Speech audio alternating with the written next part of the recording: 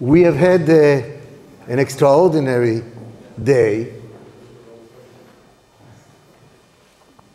and we spent all of this day in order to arrive to the dessert. You know the name of the dessert. It's not the thing that's on your table, but it is our very, very good friend. And the beauty about this kind of a dessert is that you can enjoy it, and you still have more of it left. Well, Nouriel Roubini is the person that needs no introduction.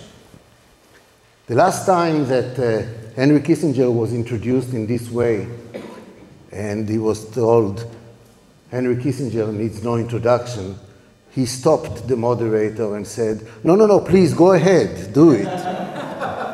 So Nouriel was with me during that interview with Kissinger, so I know what he will tell me. So with your permission, I'm going to... we have on the stage now, not counting me, we have about 12 speakers. They are all embedded into one man. And I'm not exaggerating. If you look under Wikipedia, what is a one-man band, you will see lots of definitions and a lot of names. But there is a little footnote at the end that in the modern era, the one-man band, his initials are NR. I do not know who was this NR? I'm sure it is Nancy Rubinstein. But since you are here, that's I need to say it's you. Seriously speaking, the reason why Nouriel is so successful is, in addition to talents and everything else, I think that he's really having a quality that is missing today. He's intellectually courageous. He's not asking where does the wind blow, but asking where should the wind blow. And if the wind blows in the wrong direction, he tells the wind, you are in the wrong direction. And one of the reasons why he is able to be so diversified, in addition to the genes, he has literally he has been born in so many countries, he lived in so many countries, he grew through so many cultures. So the word global is really Nouriel. Let me just remind you, we are now in Europe, right? Yeah. He came this morning from America. Yep. He was born in Istanbul. Yep. And when he was a baby, he moved to Iran. Yep. And he was a bigger baby, he moved to Israel. And when he was a bigger baby, he moved to Milan. And now that he's becoming a baby, he will do some more things. Which means that he can not only speak in English, Persian, Italian, Hebrew, French, he also understands the culture very well.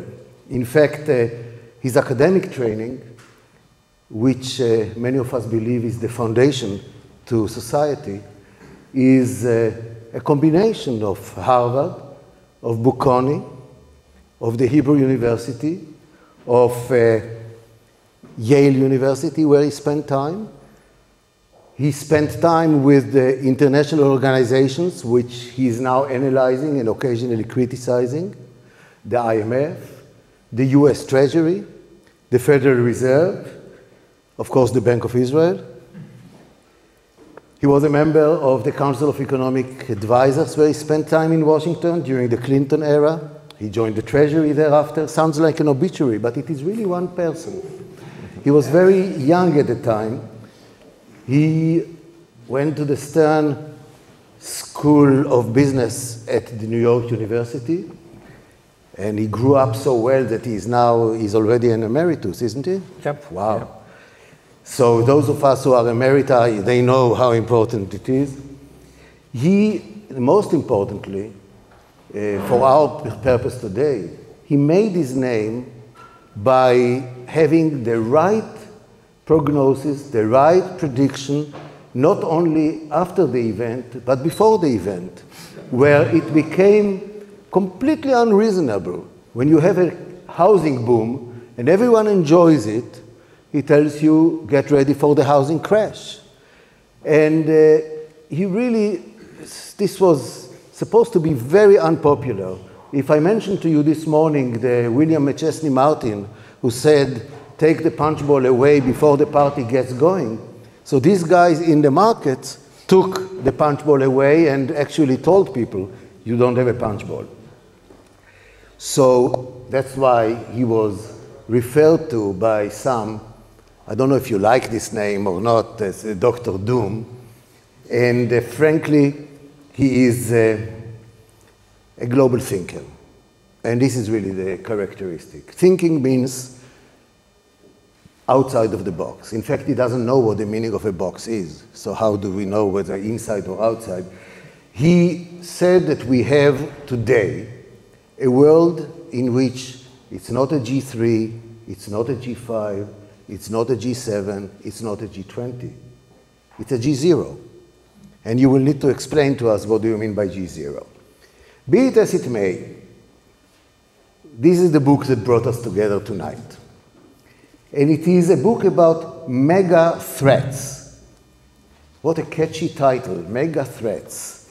And the subtitle is The 10 Trends That Imperil Our Future and How to Survive Them. Sounds like a book that can sell... And dangerous trends. Dangerous, right. I read several of the reviews that were written about him. I may mention it a little later.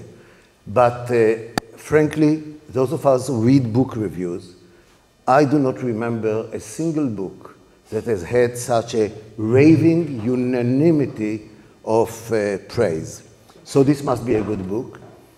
So good that the organizers thought that it will be a distortion if you leave the place without it. And if you did not bring your book here, like you should always do when you go to church, you will get it here. I would like only one word from the sponsors. We are very appreciating to first the organizations, which is the Reinventing Bretton Woods, second the Institute for World Economics and Politics, the IWEP, the Astana Club, and a bunch of other sponsors, supporters, and all the rest. So now the word from the sponsor was given, and I'm going now directly to you. We may have some time at the end for questions and answers when we arrive to the end of the third hour. Nouriel, what is this book about, and why? Why now? What's special? Start talking. I'll stop you. Jacob, thanks very much for this most kind introduction. Actually, we're here in a crowd that has both folks that are maybe with an academic background, policy, market, public intellectuals, but I must say at the beginning that you're one of my role models because you are an example of one of the finest, of course, academics of your generation. You had an incredible policy experience, market experience, and you've been a thought leader. So you combine all these things into one. So I always aspire to be something like a younger Jacob. So now we are even in our praise. Go ahead, start. Okay. Well, you know, first of all, you know, I'm an economist, and you know, one of the principles of economics is comparative advantage. So it says write and say only things that you really know a lot about. And usually, you know, my expertise has been, of course, international macro and economic and financial crisis. My last book before this one was Crisis Economics, not only about the GFC, but also history of other financial crises. Those who do not know what GFC is, it is the global financial crisis, yeah, one of 07, 09. But then I was essentially looking at our world. I realized that in addition to a variety of existing old but also new economic, monetary, and financial risks. And among the new one, for example, is now the return of inflation and the return of stagflation, among other things. You know, I'm old enough, 64, I remember the 70s when we had this Yom Kippur War and then the Iranian Revolution, two negative aggregate supply shocks that led to inflation and recession. Most people actually have been in the market younger. They barely heard about inflation because inflation was not a problem for the last few decades, and certainly they hadn't heard about stagflation, that you could have recession and inflation. It's something that usually we don't think because, you know, usually you have inflation when you have overheating and strong growth. While having recession, inflation is not something people think about. But we're back to the 70s.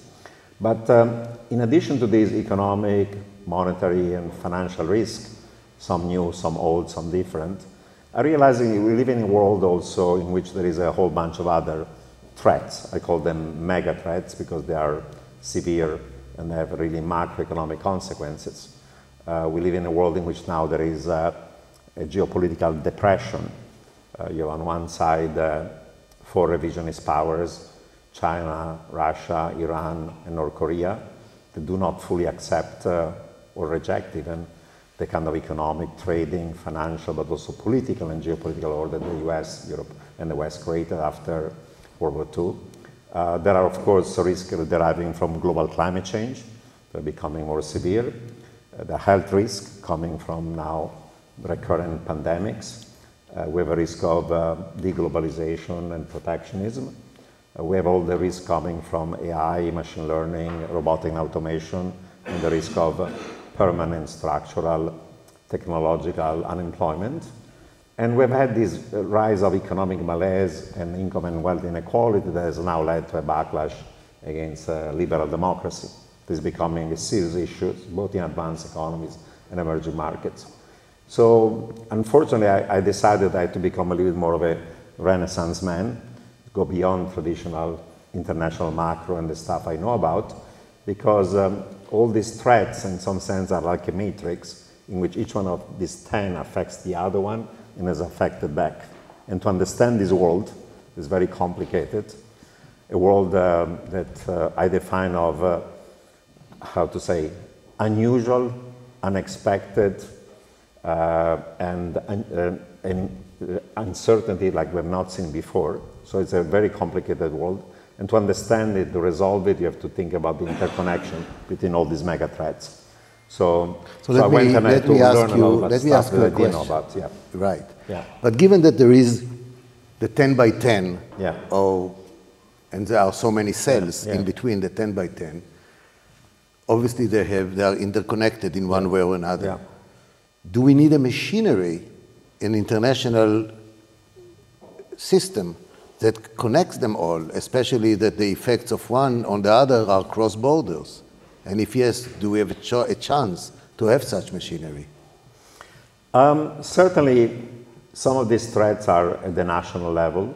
Some of them have an international dimension, and you need global public goods to resolve them. Of course, questions having to do with climate change is one of them. Issues having to do with health, as we're seeing with the pandemic, is another one.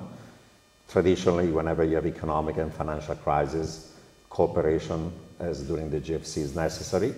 There are issues of global security, in which we need to have a cooperation among countries, and so on and so on. But one of the points I make in the book is, unfortunately, on one side you have domestic constraints to the ability of doing the right policies, but then because of this geopolitical depression and the rivalries between great powers, it's much harder to find that international cooperation. You know, there's a theory in political science of essentially that the hegemon that dominates essentially the world can provide global public goods. You know, the British Empire did so in the 19th century, free trade, and even using the British Navy and armies to impose its own will. This past century was the American century, where the US created the world trading system, free trade, capital mobility, and also security to Europe, to Asia, and so on. But now we live in a world in which there are rising other powers that are having very different views about economic, social, and political and geopolitical system, and achieving essentially the provision of this global public good becomes much harder. If anything, there is a rivalry that prevents it from happening. And that's one of the reasons why these problems are harder to resolve. They're even more interconnected than the past, but the willingness, ability to having a global solution, global governance, I think, is weaker than any time in the recent past. That's right, but there are two separate issues. Number one, what is the nature of the interconnection? Is there a consensus of what does it take to do good economic policy and things of that type? And I remember many years ago, some 2 decades ago, when we were together in Washington, it was easy. We knew there was what was called the Washington Consensus. And during the Clinton era, a Washington Consensus meant that we know what does it take to do good economic policy. And the question was, do you have the political strength and the courage to implement it? But by now, it seems that also the compass has been broken. So it's not only that we don't know how to implement, we do not know yet what we need to implement. How does it work in this context? Yeah, I mean, the Washington Consensus, of course, had some degree of validity, but that Washington Consensus, maybe because it was not implemented correctly, did not prevent a series of, say, financial crises in emerging markets. One problem, maybe because it was not designed in the right sequence and with the right regulation supervisions. And secondly, while it created a bigger economic pie within various emerging markets to join the global economy, there's been a significant rise of income and wealth inequality within countries, within China, within India, within emerging markets. And therefore growth was not as inclusive as it should have been, and therefore there's been a backlash. And the third element of it is that you had a country that turned out to be, until recently, very successful, China, that had an economic model that was essentially a variant of state capitalism, with some opening up, but not as much. A political system that was autocratic and more so in recent times, and by some standard has been so far successful. So the Chinese model becomes, in principle, attractive to many countries. We say, do we need liberal democracy? Do we need really market liberalization as opposed to industrial policies and variety of forms of state capitalism? And of course, in advanced economies, we had global financial crisis, but we had a series of other financial crises also in advanced economies, and therefore, our political system is dysfunctional, we know, in liberal democracy. So people became increasingly, frustrated with the Washington Consensus, among other things, yeah. So you mentioned the oil shock of the early 70s, the supply shock, so to speak. And we are now having also varieties of supply shocks. Yeah. Are we back to the 70s? Is it worse? Are we maybe going back to the 40s? Where are we in the geopolitical stress that we have?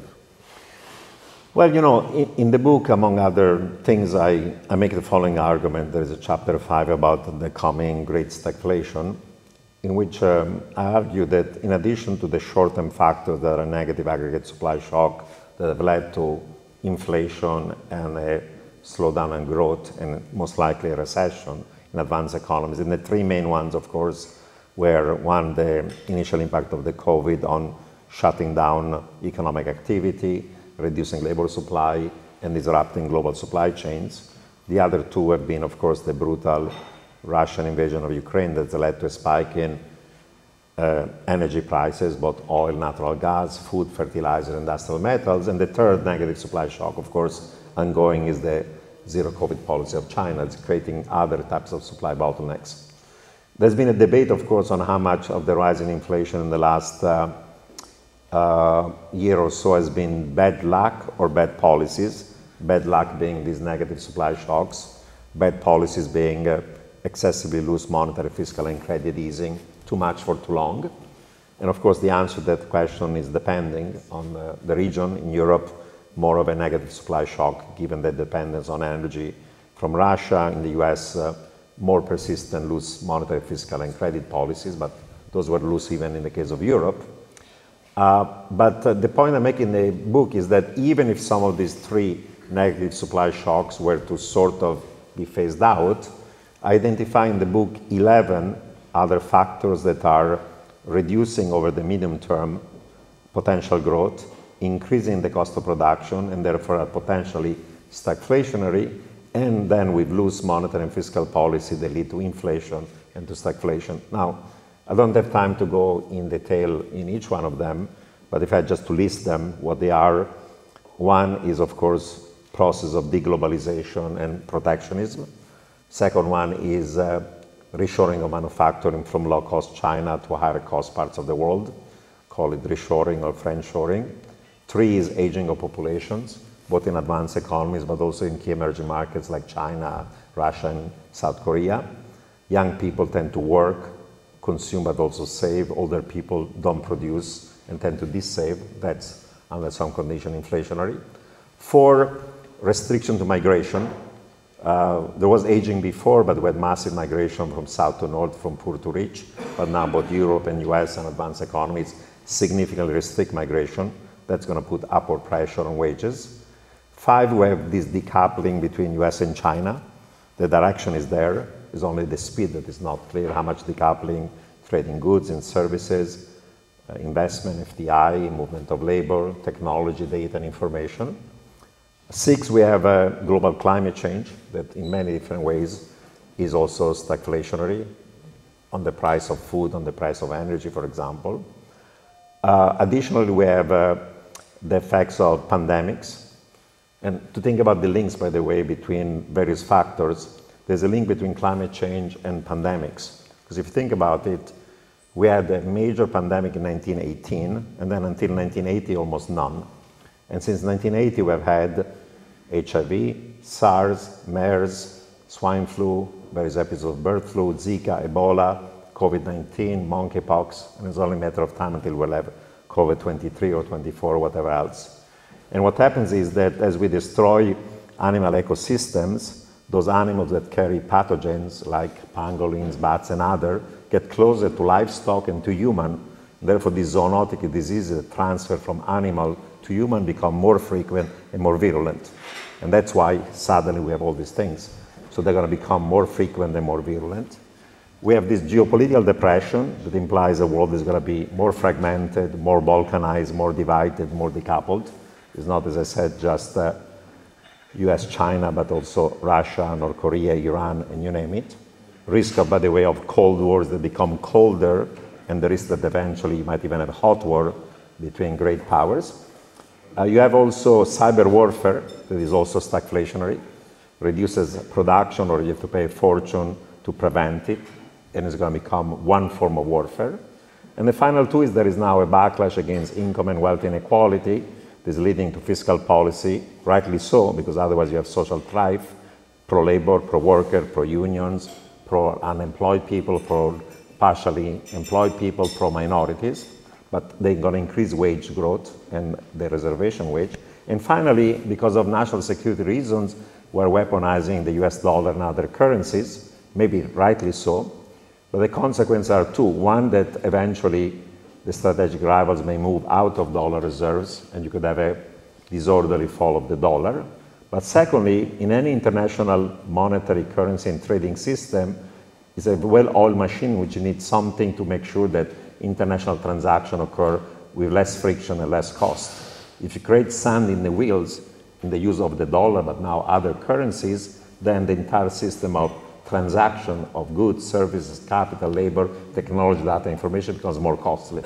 So these are all phenomena that are medium term, but are occurring each one of them today, that reduce potential growth and increase to higher cost of production on the supply side. On the demand side, I make the argument, somehow controversial, that while central banks today are talking tough and they're hawkish, they say we're going to fight inflation at any cost, in my view, they'll have to wimp out and blink. For the following reason, two reasons.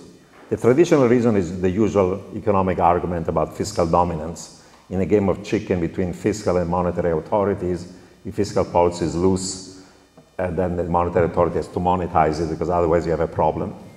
But now there is not just a problem of public debt. As I discuss in the book, there's been a massive increase in both private and public debt as a share of GDP. Private and public debt as a share of GDP in the 70s was 100% of GDP. By 2000 was 200. Last year, based on IF data, was 350% of GDP and rising for the world. For advanced economies, 420% of GDP and rising. China's 330% of GDP and rising. Typically, EM only 250, but as you know, EM debt is more risky because of dollarization and you name it. And all these ratios are going through the roof. Now, until recently, debt ratios were high, and there were institutions, private and public sector, that I call zombie, semi-insolvent. Some households, some corporates, some banks, some shadow banks, some governments, some countries. But we had zero policy rates, negative policy rates, quantitative easing, credit easing. So while debt ratios were high, debt servicing ratios were low. And therefore, even the zombies could survive. What has happened right now is that because of the rise in inflation, you have now a problem because the zombies are going to essentially start to default. So we have also a debt problem on top of everything else and a debt servicing problem. So what the BIS folks correctly argue is it's not just a fiscal dominance, but there is a bigger problem of a debt trap.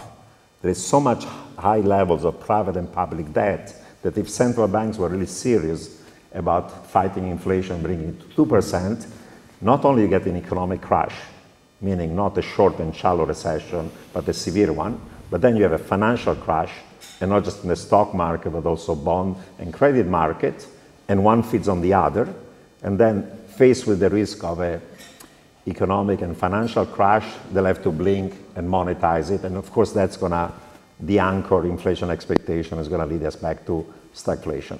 So in the 70s, we had negative supply shocks, and we had stagflation, but we had very low debt ratios, and we didn't have a debt crisis in advanced economies. We had a debt crisis in Latin America because they borrowed like crazy, and when Volcker pushed rates to 20%, of course, Argentina, Mexico, Brazil defaulted. But in advanced economies, we didn't have a debt crisis. After the GFC, we had a debt problem, mortgage debt, housing debt, household and bank debt, but we had a negative demand shock, credit crunch, so we had lowflation and deflation, so we had massive monetary, fiscal, and credit easing. Today, instead, we're facing a series of short-term and medium-term negative supply shocks that are stagflationary, and we have debt ratios that are 4 times higher for a typical advanced economy like the 70s. So in my view, not only are we going to have inflation, not only are we going to have a recession and a stagflation, but we're going to face a stagflationary debt crisis. Now, if you have a bout of unexpected inflation, a bout of unexpected inflation can wipe out the real value of nominal debt of long duration at fixed interest rates. And that's already happening. And in a world in which governments are not willing either to cut spending or raise taxes enough, then the path of least resistance becomes to monetize it and try to use the inflation tax as a way to wipe it out. But you know, the typical saying is you can fool all of the people some of the time and some of the people all of the time, but you cannot fool all of the people all the time. As soon as then you blink and you start having some higher inflation, and I'm not talking about hyperinflation or not even double digits. Suppose that the average inflation rate in advanced economy goes from 2% to 6%. Then 10-year treasuries that this year have gone from 1% to 4%, with inflation at 6 have to be at least at 8, because you have some risk premium that becomes higher, because you have inflation risk premium that are higher because of the volatility of inflation. Then you have 10-year treasury at 8%, and then it's spread over that for the private sector is already double digits in nominal terms and high in real terms. So the problem is that even a bout of unexpected inflation, as long as it's low, can reduce the real value of that debt for a little while, but once then the interest rates reprice on the short and long end, and people have to refinance, then you don't avoid anymore the debt crisis. So you end up with a stagflation and a debt crisis. So you end up with a stagflationary debt crisis. And that's what we're headed towards. So it's the worst of the 70s and the worst of the post-GFC. And on top of it, not to be more gloomy, you know, I was in Washington at this IMF meeting that you were chairing, and Neil Ferguson spent 20 minutes saying that whenever there are wars, there are large budget deficits, and eventually you have inflation because you monetize them. And Neil said something I also said in the book. I said, we'll be lucky if we end up like the 70s when we had only stagflation. And today I say we'll be lucky to be like the 70s, but actually we have a debt problem on top of a stagflation problem. But he said it's possible we end up like the 40s, when we had World War II, where the geopolitical depression eventually leads to a real hot war between great powers, and whether that's going to be the conflict between Russia and Ukraine escalating, involving NATO and becoming unconventional, whether it's going to be eventually Israel and the US striking Iran that is becoming nuclear, or whether the tensions between US and China on Taiwan are going to boil to a conflict. There are lots of places where actually a hot war between great powers can occur. And then you have a repeat of World War II. So, Dr. Doom, I'm just saying. I would like to promote you to Professor Doom. And well, I already was Dr. Doom. After this book is Dr. Apocalypse. Well, but this is really bringing me to the question. We are here in Paris. Yeah. Most of the people here went through the 70s. Yeah. Some of them at least as children. Well, some people are young, so they don't remember the 70s. You know. Yeah. We remember. The important thing is, well, when you say we remember, you know, there are two types of investors, those with short memories and those with no memories. So I'm not sure we have a lot of selective memories, because otherwise we cannot survive. Which brings me to the question, if it's so obvious and so clear that when you have interest rate zero, you basically end up with larger debt than what you would like to have, and obviously when interest rates are normalized, that larger debt becomes non-sustainable. And if it's expected, then it will go slowly. If it's unexpected, suddenly it's a crash. What's going on? Are people so stupid? Is it, why did we get to where we are? And given that and we don't need to answer why did we get, because this is the history. How do we get out from there, other than reading the last chapter? How we got there is important for answering whether we can get out of it and how. And I think that the significant rise in debt ratios in part has to do with political biases that lead to overborrowing. I wrote a whole book with my former friend and now past Alberto Alesina, Political Cycle and the Macroeconomy, where we said and studied analytically, empirically, how there is both a partisan cycle.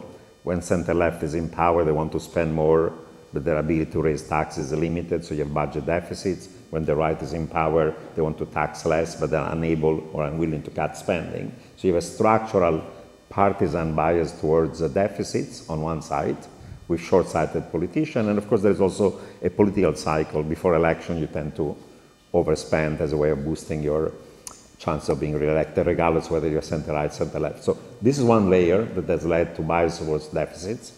The second one has been that in countries that were Anglo-Saxon, because there was a rise in income and wealth inequality, and people could not keep up with the Joneses, because their income was not rising as much as their own desire to spend as much as your neighbors, then what we did was democratizing finance, allow people to borrow, mortgage, credit card, auto loans, student loans, you name it.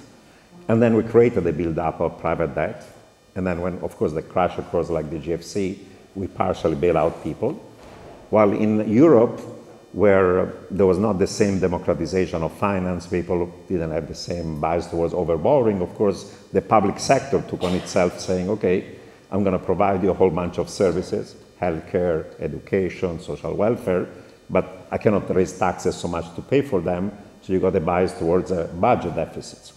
And eventually it doesn't matter, because when you have too much private debt and you have a crisis, you socialize it, and vice versa. So we ended up with all sorts of biases that led to a build-up of private and public debt, but the layer that I stress in one of the chapters of the book is the role of monetary policy. You know, every time there is a beginning of over-leveraging a bubble, we decide that we cannot prick that bubble with monetary policy or otherwise. But then when the mess occurs, and you know, Ben Bernanke actually wrote a whole paper on how you cannot essentially prick bubbles on the way up, because like he said, it's like trying to do neurosurgery with a sledgehammer, you're going to kill the patient. But then he said when the bubble goes down, then you have to essentially bail out people, because otherwise illiquidity becomes insolvency. But that's a bias towards easing, first the Greenspan put, then the Bernanke, then the Yellen, then the Powell. in good times, that leads to over-leveraging, and then in bad times, when things crash, like look after COVID. Before COVID, give you one example, the Fed was writing financial stability reports saying that the corporate sector now was in trouble. GFC was household and banks. After the GFC, the banks got regulated, Basel III, Dodd-Frank, but with a huge build-up of corporate debt. High yield, high grade, fallen angel, CLOs, leveraged loans, private debt, and so on.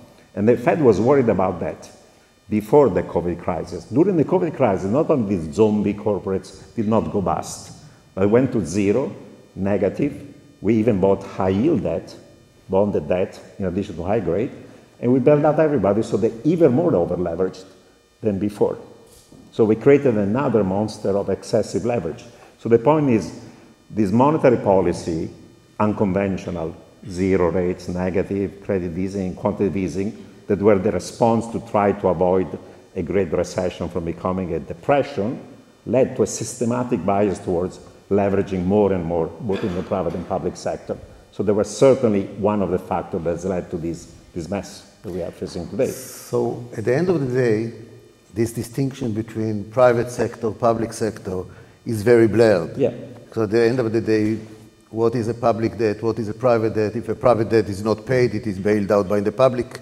Yeah. So it's all the same. The doom loops between the two and so on. Right. But the bottom line is, if you consume and spend more than what you earn, you mortgage the future. Yeah. But the future is not with us to vote, and that's why it's in a way the cycle that human natures will always have. Mortal individuals in immortal societies create that particular stress and tension. Yeah. So, and that's what leads me to pessimism about what needs to be done, because of course, in economics, we always make statements that are normative as opposed to positive, and the normative statements are about how the world should be, that is what's desirable, but the question is relevant is not how the world should be, but whether we can achieve the desirable world, as opposed to how likely is that the world is going to be differently. And on this debt trap, driven by the politics, driven by discounting the future, driven by monetary policies that are biased towards excessive over-leverage, I don't think there is any solution. You know, we went to say inflation targeting because we wanted to make sure that central banks would not cause the problems of the 70s, but inflation targeting did not prevent doing these biases towards essentially having puts on financial assets and avoiding crashes and so on, and creating repeated bubbles and repeated cycle over leverage. So I don't know how you bind and constrain the behavior of central banks. And if anything, my view is, given that we are now in a debt trap, central banks cannot anymore essentially do the right thing, because in the past was the risk of, if you fight inflation, it causes a recession. Now, not only cause a recession, it causes a financial crash. So they're double constrained, and therefore they're not going to do the right thing. If anything, they're going to be captured. And by the way, if I could add just a bigger issue, we have structural budget deficits, but these deficits in the next decades are going to be much bigger. Why much bigger? Because of the geopolitical depression, we're going to spend more on security, right? Europe has to do it, US has to do it, China's going to do it, even if it's only a Cold War, let alone if it becomes a hot war. Secondly, because of climate change, we have to spend a fortune to prevent climate change. 3, because of pandemics, either you spend in advance to prevent it, or ex post you have to spend a lot to prevent it. 4, because of aging of population and unfunded liabilities coming from pay-as-you-go pension healthcare system, implicit debt is about 100% of GDP in advanced economies, in addition to 100% of GDP of explicit debt.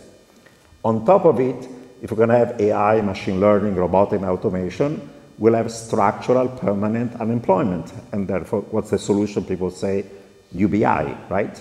Who's going to finance a UBI? You're going to tax the rich to fully finance it? No. Then on top of it, we have now a backlash against liberal democracy because there is this rise in income and wealth inequality. And what are we doing is, rightly so, social policies that are going to be spending more for those who are left behind. But we're spending more, but we're not either willing or able to raise taxes. So if you think about all these things, each one of them is more spending, more budget deficits. And eventually, those deficits become unsustainable. Either you have a debt crisis, and if you borrow in foreign currency in the emerging market, you have no option, you have to default.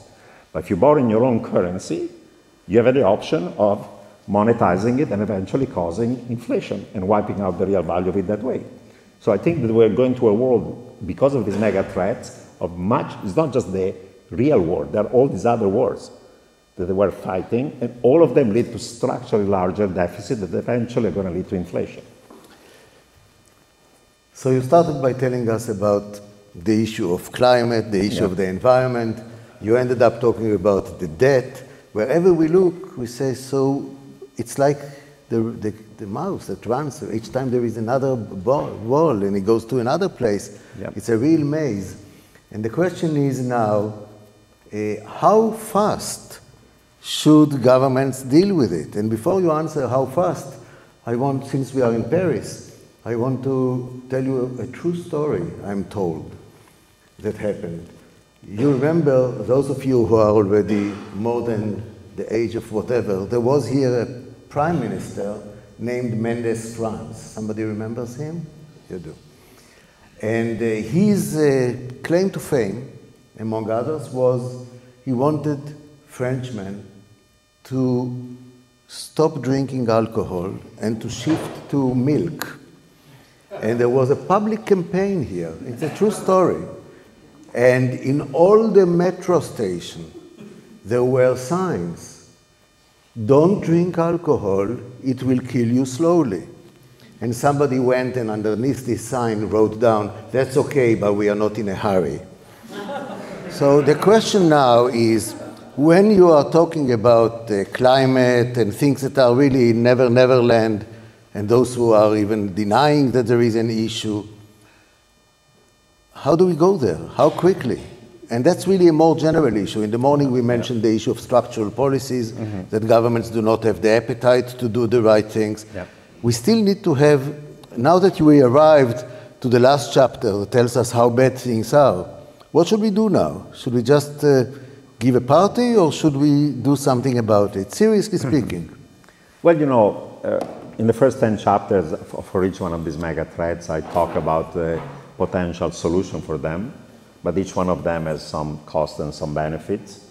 And this point that the costs are in the short run and the benefits are only over time, and it doesn't matter whether you're a democracy or you're more an authoritarian country, there is this bias of essentially kicking the can down the road, putting your head under the sand like an ostrich and trying to avoid problems. That leads then to the political economy of structural reform. That's why it's hard, unless you have a severe crisis. When there is a severe crisis, you have no option, but you have to take action. The trouble is that one thing is having a financial crisis in the emerging market, but the severe crisis is some non-linearity that leads us to a point of no return in climate change or a war between great nations. That crisis is going to destroy the world. So it's too late. It's not like an emerging market, you fix it. So some of these things eventually are slow motion, but then you could have, these non-linearities that lead us to a disaster, and even the crisis cannot be resolved. That's one of the problems. And in the last two chapters, of course, I talk about one dystopian future where each one of these mega threats feeds on each other. And it's not just the end of the global economy. It could be nuclear winter, destroying the planet, AI replacing sapiens, and you name it. And of course, there is a chapter 12 that is about the more utopian future, where a combination of right policies and technology and other things lead us maybe not to a utopian future, but one in which things stick together and they don't end up into a disaster. The trouble is that in the epilogue, I make the argument that while the utopian, of course, is the desirable outcome from a normative point of view, the more dystopian scenario to me looks more likely as of now. And I'll give you just one example among many of why doing the right thing is difficult. Take climate change. Why it's so hard to reach an agreement, and why there is so much greenwashing, green wishing, green fig leaves, kicking the can. You know, Glasgow, Sharm el-Sheikh, they were all just, talk and talk. Most of ESG investment, unfortunately, is not truly ESG. there are a whole bunch of constraints. Domestically, one constraint, at least in the US, is that half of the country doesn't believe that it's climate change or is human-induced. So when the Republicans are in power, certain sets of policies are not taken. And from time to time, Trump or whoever else is in power.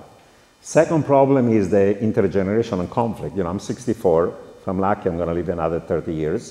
If you're 20, you're going to live for another 80 years. Life expectancy 100. The young don't vote as much. The old do. The costs are, in the short run, nobody, even the young, wants to pay the cost of sacrificing. And therefore, we're kicking the can down the road. And we hope that technology eventually is going to resolve the problem. So we discount the future too much. Internationally, you have three problems. Problem number one is the free rider problem. Like, if I'm in one country and I do everything to go to net zero, and there's a lot of sacrifice, nobody else does it, then I'm screwed because emissions are global, and therefore coordinating and agreeing everybody is very hard. 200 countries. Two, there's the conflict between emerging markets and advanced economies. You know, we're telling China and India and everybody else is poor or middle income, cut your net emissions to zero very fast. And they say, listen, for the last 200 years, you advanced economies, you have created this mess.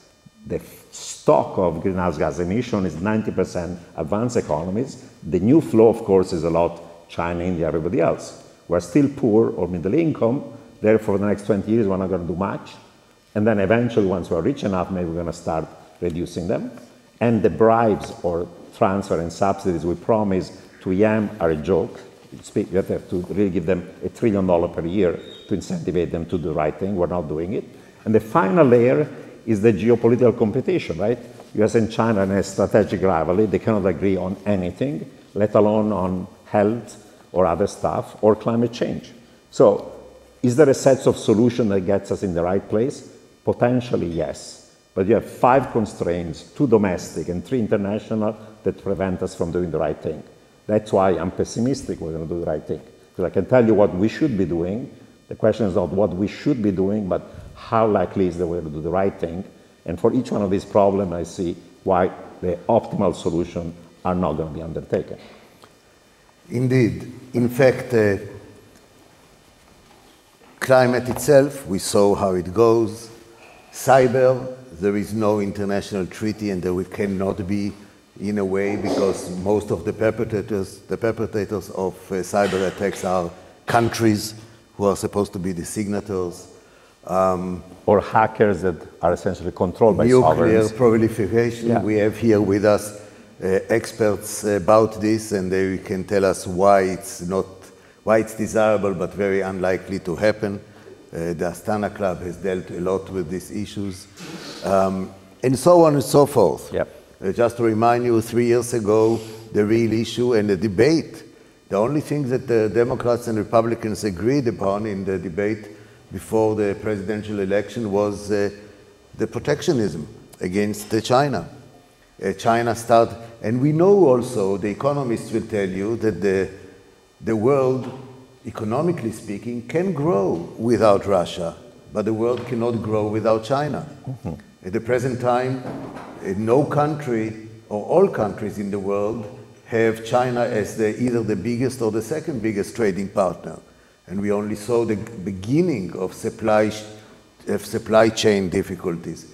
So indeed, each area shows how the challenge is big, and you spoke about the interaction, and the lack of international machinery to go about it. Which means that somehow, as economists will say, the incentives to go about it have not been strong enough. Namely, maybe people do not realize how much they play with fire or whatever. Maybe somebody, let me let you rest a little bit if you don't mind. And I would like to invite people to raise their hand. We will do it briefly, not so big. And I will lend my microphone, and immediately once a question is ending, you will transfer it to the next one, and it can be me. Thank you. Please. Please, identify yourself and we'll move on. It's all on. Okay, Jonathan Brownhoff, President of the Global Security Institute. 1640, slaughter all over Europe. Third of the population being destroyed. a new idea came around, an idea of the nation state, to stop the religious, ethnic, false identity killing. That creation has now become an impediment to dealing with climate, our third lung, the phytoplankton in the oceans that depends on the pH, pandemics, the financial system, and a whole slew of other issues that simply cannot be dealt with, and that are scientifically verifiable and understandable by the intelligentsia of the entire planet. Number one. Number two, to create the nation state, you had to have identity. Before Gutenberg, you had multiple languages here in France. Normally you spoke a different language than Lyon. But with Gutenberg, there was a national ground that developed so people could get an identity. Today, we have the practical imperative of human security, putting the human individual first and foremost. And we have the grammatical phenomena of the internet, this new technology that can create a global identity and a class of intelligentsia all over the world who understand this. So there's a moral imperative to look beyond that most of the people in this room are understanding that all human beings. That's number one. Number two, I'm an American. America was founded on an incredible ideal. We hold these truths to be self-evident, that all men are created equal. When the ought was said, women were not included, men without property were not included, blacks were not. And yet it changed the world. Can we put forward a paradigm of human security that's morally compelling and practically imperative that could help get us out of this quagmire? My simple answer is no, because I'll explain you. You know, when the modern concept that's the long version. When the modern concept of nation state was proposed, there was a view geopolitical that the balance of different powers is going to prevent conflict. And after the Treaty of Vienna, Metternich and others hoped that will be the case. But then 10 years later, they started killing each other and wars in Europe. Because when you have many multiple powers, conflict always occurs. Conflicts is avoided when you have a global hegemon. The idea of hegemonic stability is that when you have a global hegemon, we can provide a bunch of global public goods, including global security, and the global COP was the British Navy in the 19th century, was US in Europe and in Asia after World War II, Pax Americana, Pax Britannica, not just security, but trade, economic system, liberalization, lack of capital controls, blah, blah, blah. In a world instead in which you have a rising power, China, facing an existing power, the Thucydides trap goes back again, That's the Graham Allison book. And in 12 out of 16 cases historically where a new power arises facing an existing power, first you have a Cold War, and there's not cooperation on the global stuff, and eventually a hot war starts. Exception being, of course, the transfer of power from the British Empire to the American one, but we had the same language, the same culture, the same political system, the same economic system. And the other exception was, of course, the Soviet Union and US. Cold War did not become a hot war, but because the Soviet Union was a collapsing economic system, collapsed and imploded from inside, and therefore we didn't end up with a hot war. You can say anything about China, but it's not a collapsing economy so far, it's a rising power. So this fundamental conflict implies that the ability to cooperate on global stuff is not there. If anything, there is conflict on lots of dimensions. And we're going to end up, if we're lucky, in a Cold War that becomes colder. That will be lucky, like with the Soviet Union. But there are scenarios in which that Cold War becomes a hot war. And I'll give you just the following example. People say, when did World War III start? Some people say February 24th of this year, when Russia invaded Ukraine, and now the conflict could become one expanded to NATO and two unconventional. But there's another date that people actually have not registered yet. It's October 7 of this year. This is the day when the US decided to slap a total economic and technological war against China. Because before that was Huawei, ZT, and whatever. But now we're saying any export of semiconductors, high-end to China, for economic or military or other ones, not just semiconductors, but machines creating semiconductors. And not only produced by the US. If any US design is in a semiconductor, the machine, you cannot export it. It pretty much is everything in the world. And no American or citizen or resident can work for a semiconductor company in China.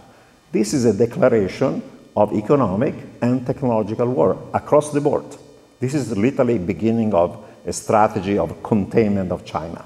Now, I can also justify it because there is right now a competition between US and China who's going to dominate the industries of the future. Because a combination of AI, machine learning, IoT, sensors, big data, 5G, 6G is going to determine not only who's going to be controlling the industries of the future, but also who's going to be the hegemon militarily. Because the future war are going to be based on drones, autonomous soldiers, vehicles, and so on. So this is not just about economics, also who's going to be the dominant geopolitical power of the world. So we as a US decided we have to do it, and we're starting literally an economic and technological war against China. But China is not going to take this one very lightly. I'll give a following example. In World War II, before Pearl Harbor, the US decided to impose sanctions against Japan. Exports of scrap metal and oil were banned.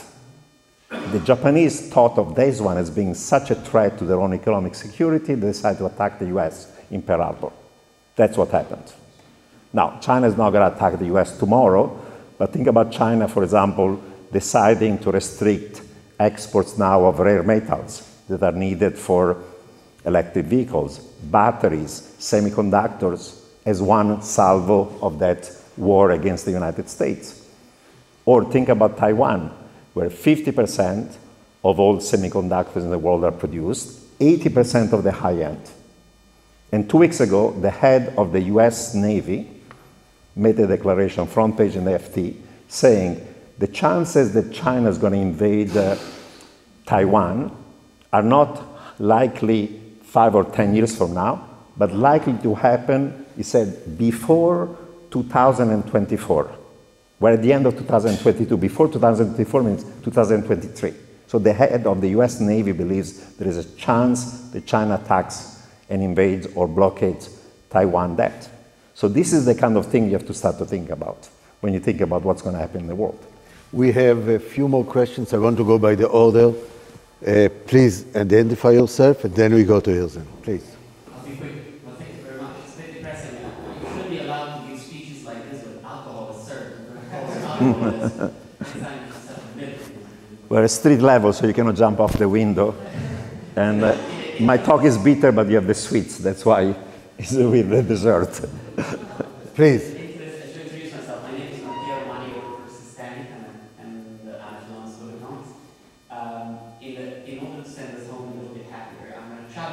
Please. To give us, I would say 3, but maybe you manage 1, events which are feasible around collaboration, cooperation that may happen in 2023 that you think could change your mind on some of these cases. Wait 1 second. Maybe we'll combine one more comment first by Ilsen, please. Thank you very much. You too? Yes. Thank you very much, Mr. Roubini, for taking our invitation and taking part in this conversation. Very important one, I think. I see through your book that you have 3 chapters, 7, 8, 9, all of them related to circumstance of China. It's like a follow-up question to what you discussed. AI, Cold War, and climate change as well. Climate change. Yeah, and deglobalization. And the deglobalization, right. So you said that it is inevitable for China and US to the face of very high risk of hot kinetic war. Because right now we're already in a war and technology war and cheap acts and all other things aimed at containing China's growth and China's ambitions. So we work with China and Afghanistan and many other countries. And China is also proactive. We also have their own plan, their own vision of how they see the future. We have the so-called concept of the community of common destiny. So, and just recently, the first day visit of Mr. Xi Jinping after the pandemic was in Kazakhstan. So he visited the Republic months ago. You should tell people that you are from Kazakhstan. It's very important. Yeah, I'm from Kazakhstan, yes, and I represent the Frenkel. So, my question is, what is school of thought, for example, like Mr. Roubini from the Poitiers School and others, they say that it's better for us to accept China as a living power. It's better for to avoid war. I mean, because in other case, as you know from the book of Mr. Elsa Brown, there was 61 cases he analyzed through, in which the rising power and the dominant power clashing for the influence and predominance, and in 12 out of the 16 cases, it ends up with a total war. So, and as you rightfully mentioned, only two cases like UK and US, because of the cultural, homogeneity, etc., etc. So it's the only thing with China. So there is a scope for that. You have to accept China as number one. But I think that for America, it's totally impossible due to like ideological, psychological, political reasons. So at the same time, there is a like linear logic that China is 4 times bigger than the US in terms of demographics, etc. So it produces more STEM research, it produces more like big data for AI. So it's better, and the gap between China and US will diminish this time. And as Eric Schmidt put it, like we still like before the China 2-3 years back, this gap is really evading. So the linear logic tells that China will inevitably be like we are in this situation. But see what happened with the real estate market, like 25% of the economy tied to the real estate market, and it's really a sign of big troubles within the Chinese economy. So you're like a good prognosticator, you're a good forecaster. So what is your like feelings about like Chinese growth? Is it really two quotes. The first. So let me just, with this can be connected, or you want to separately? Okay, so why don't we reply to these two, and we will proceed from there. Yeah, I mean, the first question is on stuff that can be done and will be done. First of all, we have institutions of global governance, whether it's IMF, World Bank, WTO, and a whole bunch of other ones. And me, as somebody who cares not about the welfare of the US, I've been 30 years in the US, but I still care about the welfare of the world. What's good for the world, not what's good for America. I think that we have problems that are global externality and it require global solution. In an ideal world, there'll be not a nation state, but there'll be total global governance. But that, of course, is utopia. My point was that, of course, there'll be some degrees of cooperation, there are institutions, even Xi Jinping and Biden talk to each other, blah, blah, blah. And there are these institutions, but those institutions work best in providing global public goods when you have a global hegemon. I mean, before the rise of China, the IMF was controlled by, effectively, by the United States, even if it was a European running it. The World Bank was controlled by the United States. The WTO was controlled by the United States. And of course, you had to agree and cooperate with your allies, but effectively, all the institutions of global governance were under control of the biggest geopolitical power of times, was willing actually to spend a lot of money to provide, say, global security, because defending Asia, defending Europe was very expensive, but you had all the benefits of being the global hegemon and the benefit for your own society and economy and business of providing those global public goods. In a world instead in which there is a new rising power, I mean, it's China, there's Europe, there's going to be India, and you have great powers, achieving those solutions that are of global governance becomes much more difficult, and if anything, you end up in a situation of cold wars that can end up in hot wars. And even if you avoid the hot wars, you're going to have those rivalries that prevent doing what's the right thing. So again, are there institutions? Yes, but paradoxically, you need a global hegemon, and the US is not anymore a global hegemon because China and others are saying, sorry, your economic model, your political model, your geopolitical model is something I don't accept. It's China, it's Russia, it's Iran, it's North Korea, it's Pakistan, and all other countries that are friendly to that type of a system. So we have a situation in which, unfortunately, provision of global public goods is going to be much harder. Ideally, we want it, but it becomes actually harder when we need it the most because of this geopolitical rivalry. So that's my point. So stuff will happen, but it'll be cosmetic on all these dimensions. There'll be lots of talk, lots of whatever not. As I said, Xi Jinping and Biden met in Bali. They tried to make peace, but the US has just declared full economic and technological war against China, October 7, and that's going to just get worse. So the pleasantries of meeting up and talking are just pleasantries, in my view. On the issue of China, again, in the chapter on US-China, I don't say US is bad, China is good, or China is bad, US is good. You have to take a non-normative approach that says, realistically, when you have a rising power facing existing power, you end up with cold wars, and there is a risk of hot wars, leaving aside what are the other things. Now, in the West, we thought that as China was being opened up, eventually will become more of a market economy rather than more state capitalism. We thought that while there will never be democracy in China, it become less repressive, less authoritarian. I mean, I was going to China 4 or 5 times a year, and when, was the previous, when Hu Jintao was in power, you could talk to people. There were civil liberties. There were certain things that were changing for the better, even if there was not a democracy. And even within the party was a system of changing who's going to be in power, meritocratic, rather than pushing one faction and the other.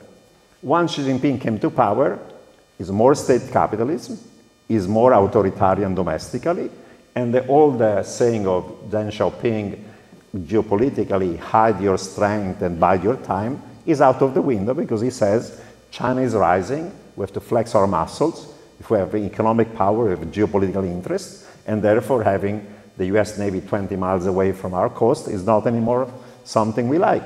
And we want to have partial hegemony on Asia, let alone for the rest of the world.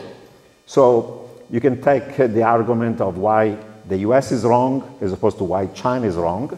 The reality is that regardless of whether you're on one side or the other, from a positive analysis as opposed to normative, we are on a collision course, and it's going to get worse. Now, on China, there are two views. One is China eventually, because of its own economic and financial problems, is going to have a hard landing, or China is going to become really stronger over time.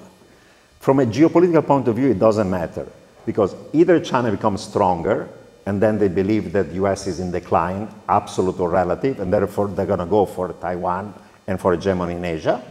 Or if China then becomes economically fragile and or collapsing, look what happened with Russia. Regimes that economically, domestically become actually more fragile, geopolitically don't become weaker, they become more aggressive because you need to scapegoat. If you have to rally the population and saying there's a common enemy, external, and we have to fight it. That's why Putin went for Ukraine and so on. So in China, there are already young generation of people that are much more nationalistic than the older people. And if there was an economic and financial collapse in China, my worry that China, instead of becoming weaker, becomes more aggressive. And the chances of them going for Taiwan becomes bigger. So either way, you're on a collision course, regardless of whether you're positive on China economically or believe that China is going to have something of a hard landing. I think the fundamental problem remains. Thank you. We have the last 2 comments, and we will combine them. 3. Last 3, no more. Number 1, please. Short and sweet. Just to follow up, Ariel Cohen, you and I were at the St. Petersburg Economic Forum in 2009 when Russia seemed to be different. The question is about Russia. Yeah. Would you agree that the sanctions on Russia are at their max? And we sort of shot our wad in terms of what the West can do. We'll do it briefly. Restraining Russia's income flow, arresting Russia's assets. I think it was half of the 300 billion they had outside. And if that's the case, can Russia continuously sustain the level of military effort it's exhibiting now? And if not, how long do you think it'll take for the current level of sanctions to start forcing or compelling Russia to change its behavior in Ukraine and start scaling down its geopolitical vision. Because I spent my lifetime studying Russia. I think what we're witnessing, it's not only about Ukraine, it's about Russia's dominance or desire to dominate Europe. And if Russia dominates Europe, it changes the global balance of power. I had an article in January before the war started, the current round of war started in The Hill about that. But if we do not compel and inflict pain, then it eventually can win in Ukraine and change the balance of power in Europe. And that, from the American point of view, is clearly not desirable. Thank you. I want to combine the last two, please. Can you pass the microphone to the last row, please?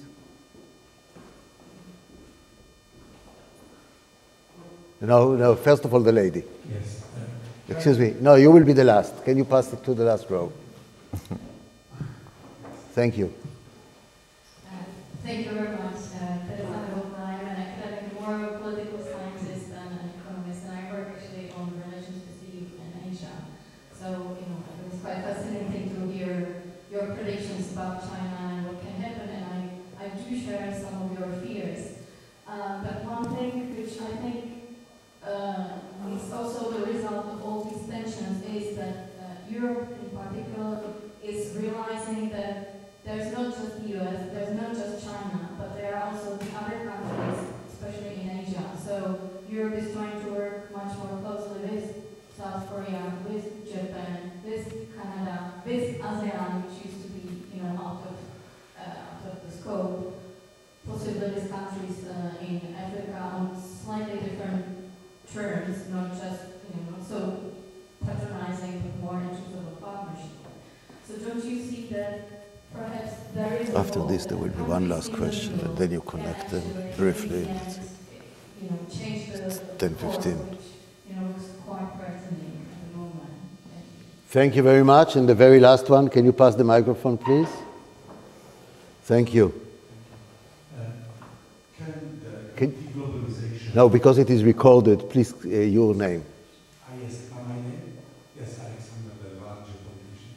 Thank you. I would like to know if the deglobalization strategy of Mr. Xi Jinping is its authoritarian control of the private sector.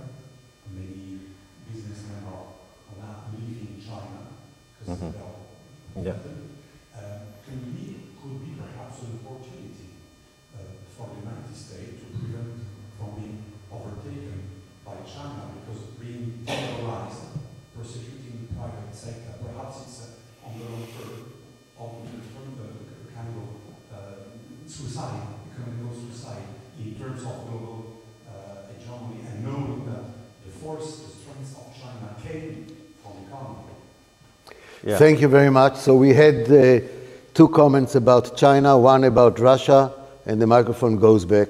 Please, go ahead. Okay, so on Russia, I'll make the following bold predictions. In the short run, of course, because of what happened with the invasion of Ukraine, there was a spike in energy prices. And in spite of the restrictions and the sanctions, the prices have gone so much higher that actually on net Russia is better off, because you sell and produce and export less, but the price is much higher. So the sanctions from that point of view have inflicted some pain on Russia, but not significant to change the behavior. However, I'll make the following statement. 2 years from now, Europeans are going to find a way to completely decouple on energy from Russia.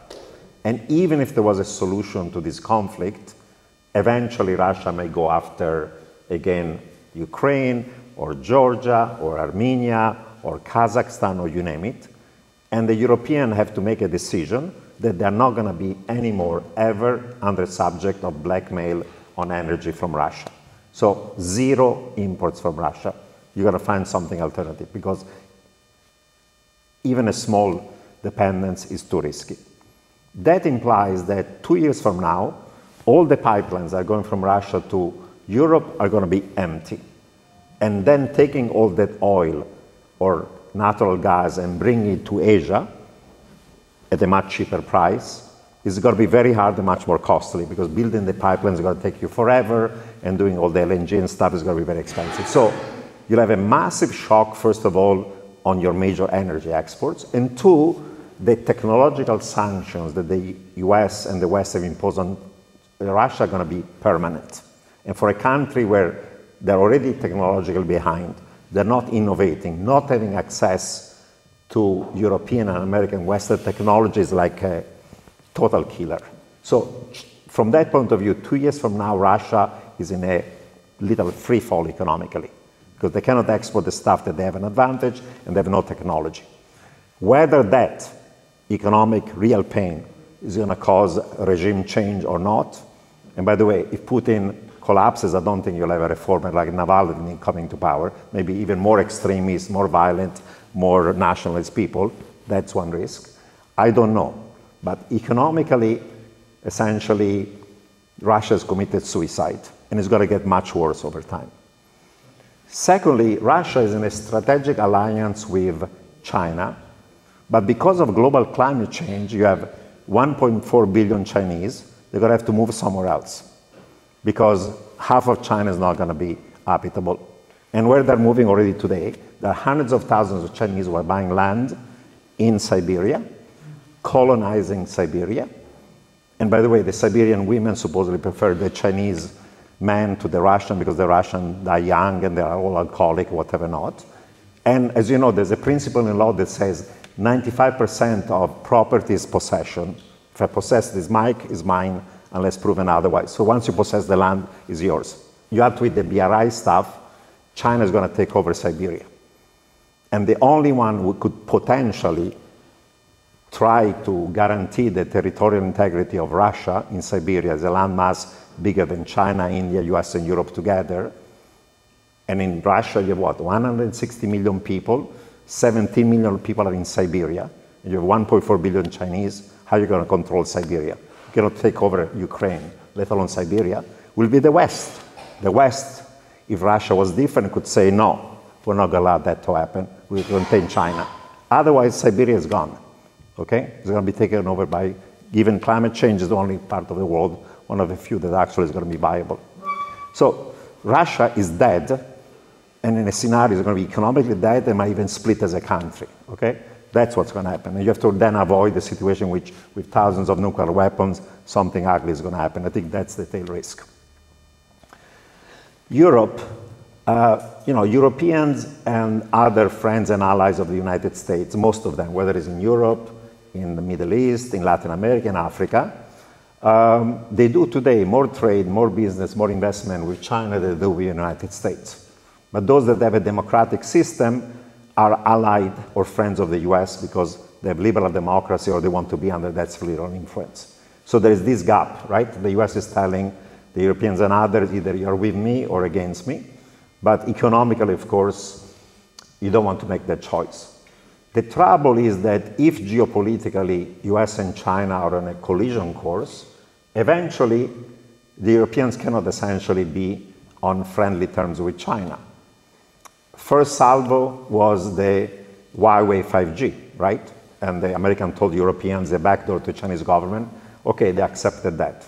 Second salvo was that right now the official doctrine of NATO is that NATO is going to also pivot to Asia, officially, right? Because the Americans are telling the Europeans, listen, you want me to help you and spend a fortune to protect you against the Russian there, I'll do it, but our biggest problem is not Russia, it's going to be China. And therefore NATO has to move towards Asia. So you have NATO, you have the Quad, that is India, Japan, Australia, and US, and then you have the US, UK, and Australia deal, all of the same stuff, okay? An attempt to control China.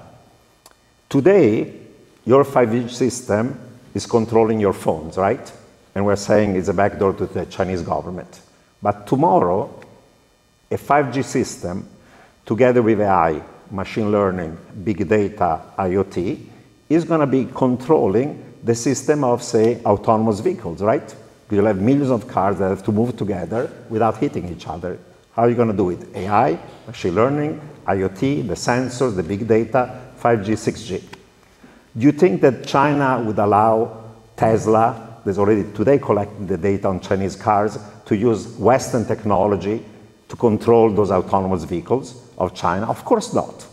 They're never going to accept that. Or do we in the West are going to allow Chinese 5G and big data and IoT and AI to control our transportation system in Europe or the United States? Of course not, because we could switch off their system, or they can switch off our system if we're using their technology.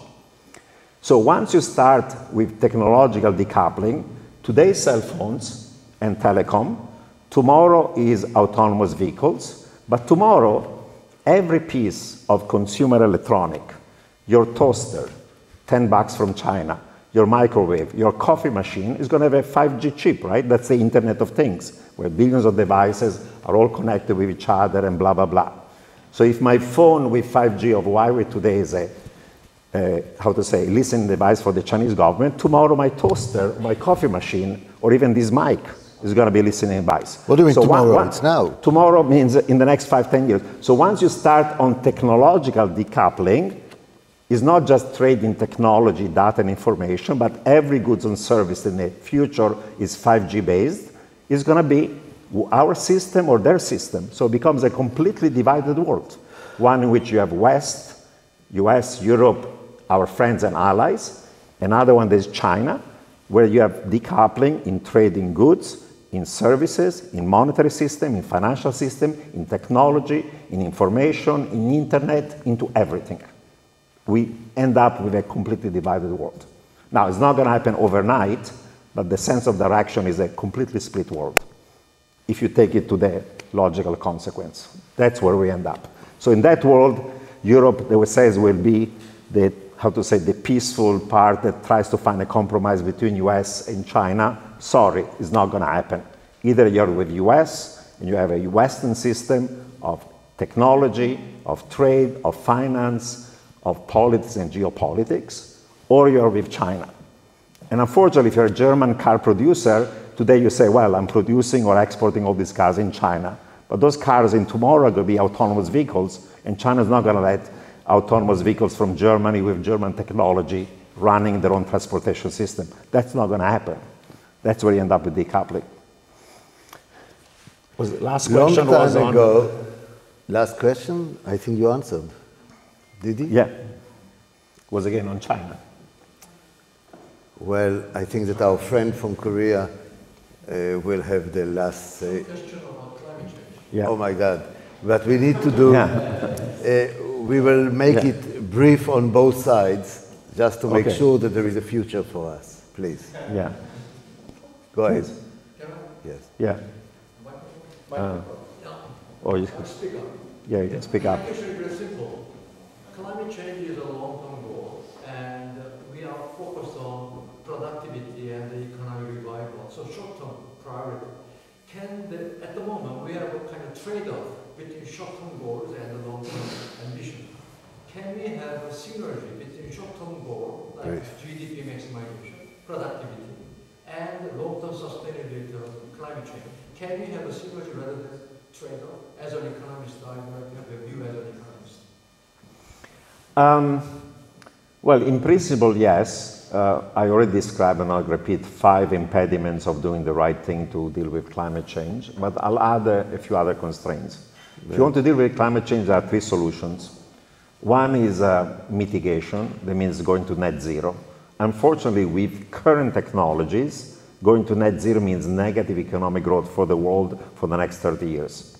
In 2020, we had the worst recession in 60 years, the COVID crisis, and net greenhouse gas emission fell globally only by 9%. We were still up 91% over whatever, but we're down only 9%. And now they're back again with growth to higher level than before. So mitigation is mission impossible. Second solution is adaptation. Say temperature is going to go up 2%, 2.5%, 3%, but then we're going to limit the damage and the cost. It's going to cost us a fortune. Adaptation is not going to work. I'll give you an example. I live in Manhattan. They say sea level is going to rise. Initially they say we're going to build a wall around Manhattan. Then it looks like a prison. Say bad idea. They say, no, we're going to have a bunch of levees near the Verrazzano Bridge. So when there is a storm surge, it's not going to flood Manhattan. That project alone cost $125 billion. It's going to take 25 years to build it. You don't know if it's going to work. It might be obsolete. It helps you only against a storm surge if there is a hurricane. If you have permanent increase in sea levels, it's not going to help you. And if you protect Manhattan, the water has to go somewhere else. Where it's going to go? It's going to flood all of Long Island and all of Jersey Shore. So you save one borough of New York and you destroy everything else. 40% of all global populations are near coastal areas. And for Manhattan, it's one of the richest boroughs in the world, is something that is prohibitive and is not going to work. Jakarta is sinking underwater. They want to move 16 million people to higher ground. How much is it going to cost? Who's going to pay for it? So mitigation doesn't work. Adaptation is so costly that letting temperature go to +2, +3, and then adapting is just nonsense. And the other solution is geoengineering, right? There's freak science. We throw dust in the, in the atmosphere, and we hope we reflect the sunlight. So we're not going to do it. And there's lots of other side effects of that, including malaria and destruction of agriculture, and you name it. So currently, mitigation doesn't work. Adaptation is too expensive. The third solution is freak science. Additional point. My former colleague at Yale, Bill Nordhaus, got the Nobel Prize in Economics for his work on the environment, right? He studied, and it says, if you want to achieve the targets of Paris, 1.5 or 2, the average carbon tax in the world, because you have to incentive people to save on fossil fuels and go into renewable, the average carbon tax has to be $200 per ton. $200 per ton. What's the average carbon tax in the world today? $2 per ton. In the US, it's less than that. In Europe, 5, 6. And given what's happening now with energy prices rising, are we increasing carbon taxes? We're doing the opposite. Everybody's using fiscal policy to reduce fuel taxes, so just we're doing the opposite of what's optimal. Tell me, which country in the world alone is going to go and increase their carbon tax from $2 to $200? No one, no one. And that's what's necessary in Paris. So we can talk, we can greenwash, we can greenwish. The reality is we have a problem, and the solutions technologically are not yet there, and the economic cost of doing the transition is going to be a mess. So no one is doing anything, and it's a slow motion train wreck. Thank you very much. Yes, wait.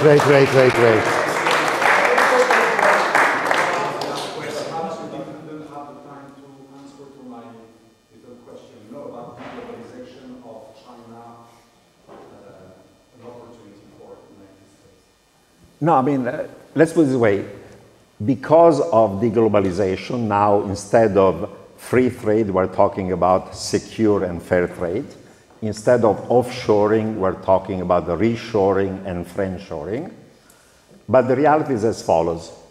First of all, if capital were to go back to the United States, the factory of the future is going to be, 1,000 robots and one person manning it. It's going to be capital intensive, so it's not going to create a lot of jobs. Two, rather than going back to the United States, a lot of friendshoring is going to go to the countries that are friends and allies of US and the West. So India is going to benefit, Mexico is going to benefit, Vietnam is going to benefit, some other country in Asia is going to benefit. So we're not going to fully deglobalize. We'll be a divided world in which there will be effectively two spheres of economic and trade and financial influence. One is the Western, one is the Chinese. Now, that, however, is a world in which, because of political security, we're not producing where it's optimal from an economic point of view. That means China and other countries. So it creates economic efficiency that gives you more security, but it's costly, it's stagflation. It's a world in which that type of deglobalization, decoupling, fragmentation, balkanization is costly, is not free. Reduces growth, increases the cost of production, doesn't create really much jobs in Europe and the United States because of automation and so on. So it is a world that maybe some countries that are friends and allies of the US and Europe are better off. But it's not a solution to anything and creates other problems. Thank you. When I introduced you, I said jokingly that in the third hour we will go to whatever. Little did I realize that you brought us to the third hour. But I think that this was an unbelievable tour de force. Thank you so much. And you know,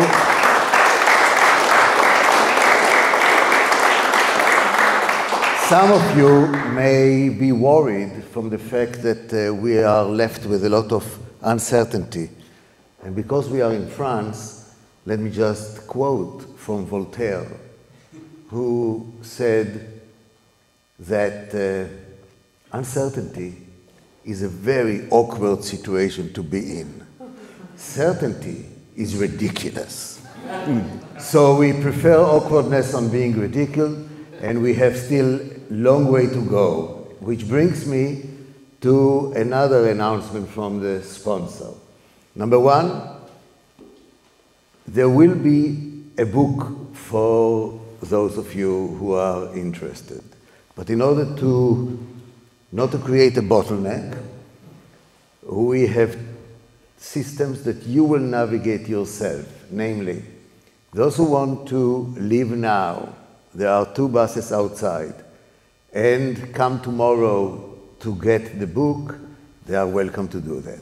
Those who want to stay a little longer and get the book, then you can stay longer, and the bribe is, I'm told that there will be more drinks, alcohol, and you can stay as long as you want. Thank you very much to Nouriel. Thank you. Thank you.